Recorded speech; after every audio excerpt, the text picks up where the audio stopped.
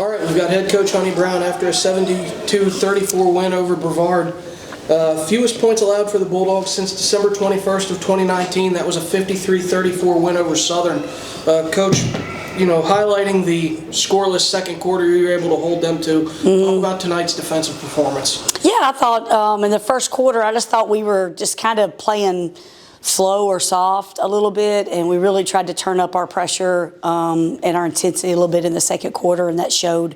I think they got a little bit tired, but I think that we've got to make sure that we're sticking to what our game plan is and that we're all on the same page defensively. So you wouldn't notice that maybe with the score, but we can see things as coaches and as a team of what we wanted to accomplish and do from a goals perspective. So it's a good game to build on, to get started with as we come back from the break before we go into conference play. Absolutely.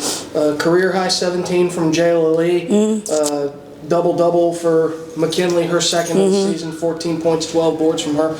Kind of talk about those two individual performances and how they helped you out there tonight. Yeah, I think, Jayla probably could have had 20 or something if she finished a few more putbacks. She just does such a good job, just plays so hard on both ends. And tell her, she's staying with it. I mean, she's finishing better, and I think for her it's going to continue to come. But it's not a surprise. Jayla does that for us in practice, and she is a scorer. She always has been in high school and in college when she was at St. Francis Brooklyn. So, just excited to see her, be able to play at all three levels, play at the rim, get her pull-up game going and knock down a three tonight. So excited about her. I think Mick on the offensive end and on the glass. I think she's got to continue to, continue to stay better defensively for us for the time that she's in there.